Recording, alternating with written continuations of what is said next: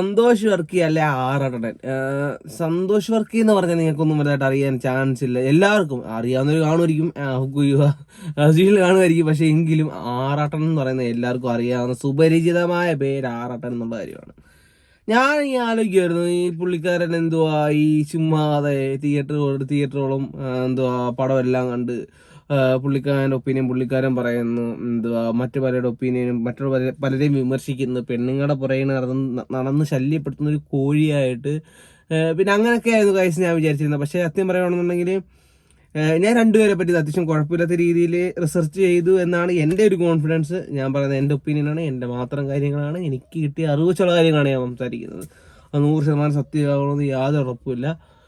പക്ഷെ എങ്കിലും പറയുവാണ്, നമ്മുടെ ആറാട്ടണ്ണൻ എന്ന് പറയുന്ന വ്യക്തി, ഈ പുള്ളിയുടെ ഒരു ക്യാരക്ടർ ഏകദേശം അതുപോലൊക്കെ തന്നെയാണ്. അതുപോലൊക്കെ എന്ന് പറയുകയാണെന്നുണ്ടെങ്കിൽ പുള്ളിക്കാര് പ്രായത്തിലുള്ള പക്വത ഇല്ലെന്നോ അല്ലെന്നുണ്ടെങ്കിൽ എന്ത് പറയുന്നത് വിവരമില്ലാത്തതാണെന്നൊന്നും പറയാൻ പറ്റത്തില്ല, വിവരമൊക്കെ ഉണ്ട്.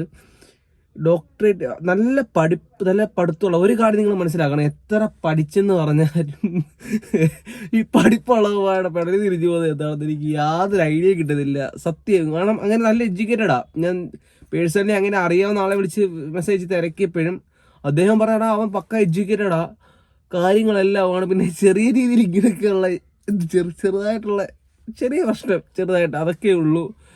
പക്ഷെ എന്നാലും ഇതൊക്കെ അവർ ഈ തിയേറ്ററിൽ ചെന്നിട്ടാണെന്നുണ്ടെങ്കിലും അല്ലാതെ ഈ വീഡിയോ ഇടുന്നതാണെന്നുണ്ടെങ്കിലും ഇതെല്ലാം റിച്ചിനായിട്ട് തന്നെ, തീർച്ചയായിട്ടും റിച്ചിന് ഓഫ് കോഴ്സ് ആസ് യൂഷ്വൽ റിച്ചിനായിട്ടായിരിക്കണമല്ലോ. പക്ഷേ എങ്കിലും ഇതിനകത്ത് വേറൊരു നായകൻ വരുന്നുണ്ട്, ഇതിനകത്ത് ഇറക്കി വരുന്ന കളിക്കുന്ന അദ്ദേഹത്തിൻ്റെ വീഡിയോ നമ്മൾ വേറെ ചെയ്യുന്നതായിരിക്കും. ക്ലൂ തരാം, പെരേരണ്ണനുണ്ട്.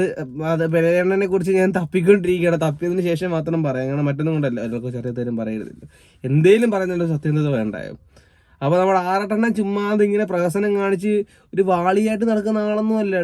എന്തുവാ ഡോക്ടറേറ്റ് എടുക്കാൻ നിൽക്കുന്ന ഒരാളാ എന്നുവെച്ചാൽ മറ്റേ ചികിത്സിക്കുന്ന അതല്ല അല്ല അത് നിങ്ങളൊന്നും കളിയാക്കിയെന്ന് പറഞ്ഞല്ല, അത് അറിയാത്തവർ കാണുമായിരിക്കും. പക്ഷെ നമ്മളിപ്പോൾ ഒരു സബ്ജക്റ്റ് പഠിച്ച് അതിൻ്റെ ഡോക്ടറേറ്റ് എടുക്കുക എന്ന് പറയുന്നത് അതിൻ്റെ പീക്കിലെ ആ ഒരു സംഭവമായിട്ടാണ് നമ്മൾ ഡോക്ടറേറ്റിനെ വിശേഷിപ്പിക്കുന്നത്.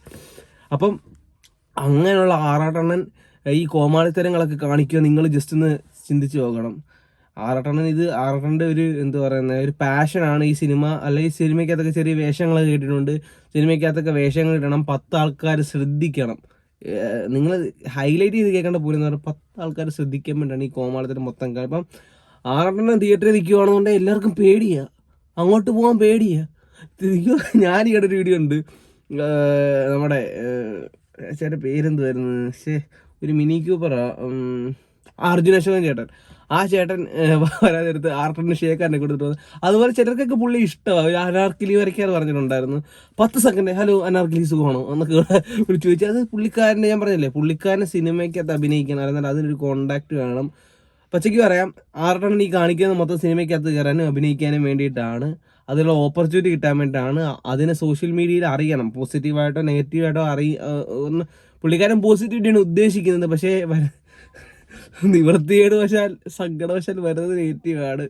അപ്പോൾ എന്തായാലും പുള്ളിക്കാരൻ സിനിമയ്ക്കകത്തൊക്കെ കയറാൻ പറ്റണം. ഞാനും വിചാരിച്ചു വലിയൊരു ഗജ ഫ്രോഡായിരിക്കുമെന്ന്, പക്ഷേ അങ്ങനെയൊന്നും അല്ല. ഒരു ആമ്പിടിച്ചേരാന്ന് അറിയാം, ഒരു മുണ്ടേഷ് കുമാർ എന്നൊക്കെ വേണമെങ്കിൽ പറയാം. ആ ഒരു രീതിയിൽ എനിക്ക് പേഴ്സണലി അറിയാൻ പറ്റിയത് കേട്ടോ.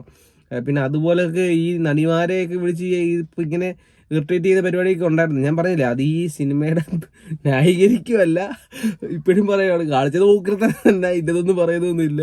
പക്ഷെ എങ്കിലും ഈ സിനിമയിലൊക്കെ ആക്സസ് കിട്ടാൻ വേണ്ടിയിട്ടൊക്കെയാണ് ആയിരിക്കും. എനിക്ക് പെട്ടെന്ന് നടിമാരെ വളച്ചരികയാണെന്ന് ചിലപ്പോൾ അവിടെ ബോയ് ഫ്രണ്ട് എനിക്ക് സിനിമയ്ക്കകത്ത് അഭിനയിക്കണം, അങ്ങനെയൊക്കെയുള്ള പരിപാടിയാണ് ആറെണ്ണേന്നാണ് ഞാൻ അറിഞ്ഞത്. എന്തെങ്കിലും ആട്ടത്തിന് 6 പൊളിക്കട്ടെ, ആറാടുകയാണ്, ഇനി 6 ഇന്ന് മറ്റേ ഇല്ലല്ലോ അതിൻ്റെ റിവ്യൂ കിട്ടിയത് ഞാൻ കണ്ടായിരുന്നു. പക്ഷെ പുള്ളിക്കാരൻ കൊള്ളാം കേട്ടോ, കുറേ കാര്യങ്ങളൊക്കെ എൻ്റർടൈൻമെൻറ്റ് കണ്ടന്റ്.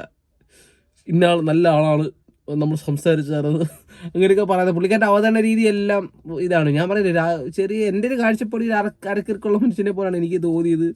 പക്ഷേ എങ്കിലും ജസ്റ്റ് അങ്ങനെ മാത്രം കാണാം. ആ ഫൺ എലമെൻ്റ് ഉണ്ട് പുള്ളിക്കകത്ത്.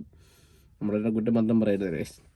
അപ്പോൾ ഓക്കെ, നിങ്ങളുടെ അഭിപ്രായങ്ങൾ എന്തൊക്കെയാണ്, ആറാട്ടനെ പറ്റി നിങ്ങൾക്ക് പറയാനുള്ളത് എന്താണ്, എന്തൊക്കെയാണ് നിങ്ങൾ കമൻറ്റ് ചെയ്യുക. ഇഷ്ടപ്പെട്ട ലൈക്ക് ചെയ്യുക, ഷെയർ ചെയ്യുക, സബ്സ്ക്രൈബ് ചെയ്യുക എന്നൊക്കെ. ഇപ്പോൾ ഞാൻ പറയാം, നിങ്ങൾ കേൾക്കുക, അങ്ങനെ ഇഷ്ടമാണെന്നുണ്ടെങ്കിൽ നിങ്ങൾ ചെയ്യുക, അല്ല ഇപ്പം പറയാതിരിക്കാൻ പറ്റത്തില്ലല്ലോ. അപ്പോൾ ഓക്കെ ഗൈസ്, നമുക്ക് നാളെ അലൻ ജോസ് പെരേരയുടെ കുറച്ച് കാര്യങ്ങൾ കിട്ടാനുണ്ട്, അത് കിട്ടിയിട്ട് നാളെ വരാം. Okay, bye guys.